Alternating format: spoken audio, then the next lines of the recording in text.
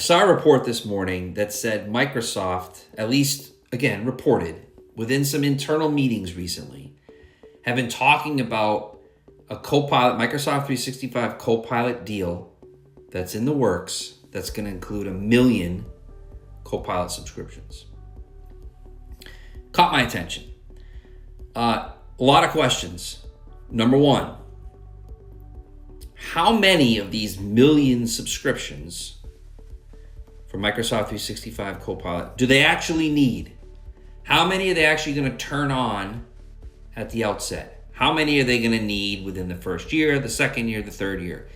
Is it all 1 million? Is that really what we want to believe here?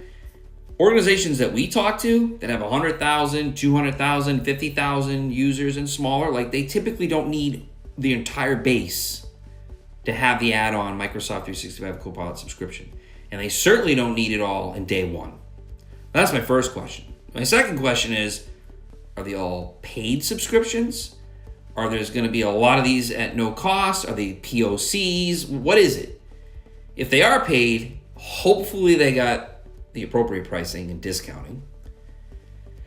Did they get the right renewal protections? So what's pricing going to look like 3 or 5 years from now when this deal is over? Are there protections in place? A cap? On top of that, what are the conditions? Right? What is the structure going to look like? Are they allowed to reduce their volume to still get the cap?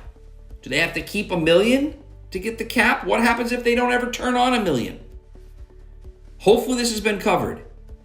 Here's another one. What does the pricing look like for the underlying Microsoft 365 subscription? So if they're sitting in E3 or E5, hopefully they've negotiated that pricing, because as everyone knows, it's an add-on, so it's one user, one cost profile. So hopefully that's been negotiated. Do they have renewal protections on their E3 or their E5, the underlying subscription? What does that look like? Are there conditions? Did Microsoft offer funding, ECIF, to help with the rollout? Hopefully it was significant. Change management, rollout, costs associated, it's going to be high. Did they offer that? Have they negotiated that? Has the customer pushed for that? On top of all of this, there's likely other products. So unified support. Did they negotiate unified support appropriately? Because unified support is a percentage of the net spend. So if you're adding 1 million subscriptions of Copilot at a cost profile, guess what? Your unified support cost just went up as well. So did they negotiate that appropriately? And then don't even get me started for something that massive. Hopefully they opened up their larger relationship. LinkedIn, Azure, D365, hardware, whatever it may be. Also in the report, they talked about potentially some consumption-based component. That caught my attention.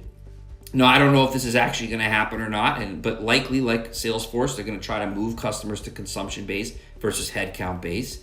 It was only a matter of time. So obviously we need to pay attention to that. But if it is consumption or a part is consumption-based, do they have the right definitions? What is use? Do they have volume structures? Do they have renewal protections? There's a whole host of issues with the consumption-based, let alone if some are headcount and some are consumption-based. You need to have that figured out. Is this a June deal? Likely it's a June deal. Microsoft wants to get this closed in their year end, so Satya can talk about it. Did they give themselves enough time? Has this been rushed?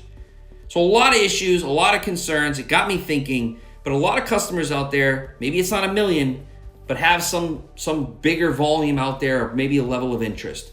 I can't tell you enough. You have to get these deals right. You have to get answers to the questions that I've been talking about today. You need to make sure Microsoft is giving you what they should to get something massive from you.